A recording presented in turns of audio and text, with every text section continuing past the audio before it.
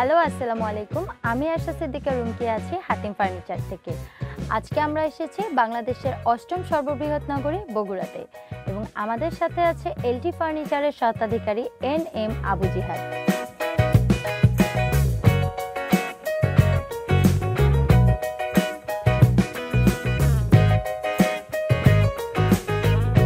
আমাদের হাতিম ফার্নিচারের সাথে আপনার পথ চলাটা কিভাবে শুরু হয়েছে? 2023 সাল এপ্রিল মাসে আমি বিজনেসে আসি, ফার্নিচার বিজনেস, হাতিমের সাথে বিজনেসে আসি। তার আগে 3 বছর আমার প্ল্যান ছিল যে আমি ফার্নিচার বিজনেসে আসবো।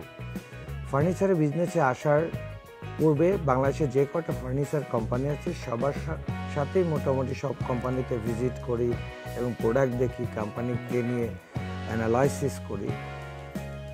আর আমি কোম্পানি জব করা অবস্থায় হাতিমের প্রোডাক্ট আমি ইউজ করেছি আমার অফিসে। তো হাতিমের প্রোডাক্ট তো নট ব্যাড। আর ফার্নিচারে দুটো জিনিস মার্চ হয়, সেটা হলো এক, কোয়ালিটি অ্যান্ড বাজেট ফ্রেন্ডলি।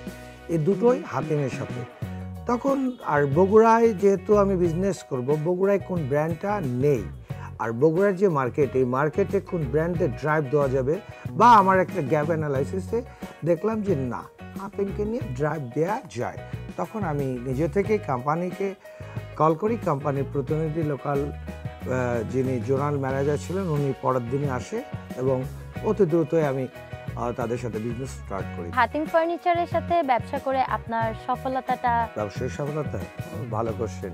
আমি এখনো ক্যালকুলেশন করি নাই লাভ লসের টাকার অঙ্কে। আর যদি বলেন যে আমি লাভবান, অবশ্যই লাভবান। গত 2 বছরে বগুড়া তথা নর্থ বেঙ্গলের যত গেস্ট বা কাস্টমার আমার শোরুমে এসেছেন, আশা করি তার ম্যাক্সিমাম পার্সনের সাথে একটা গুড রিলেশন বিল্ড আপ করতে পেরেছি। এটাই আমার ক্যাশ, এই ভালো সম্পর্কটা।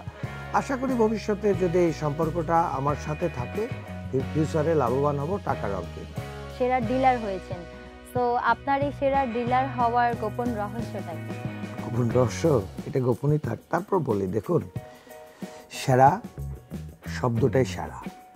আর সেরা হতে অনেক ঘাম জড়াতে হয়, পরিশ্রম করতে হয়, পরিকল্পনা অনুযায়ী আগাতে হয়।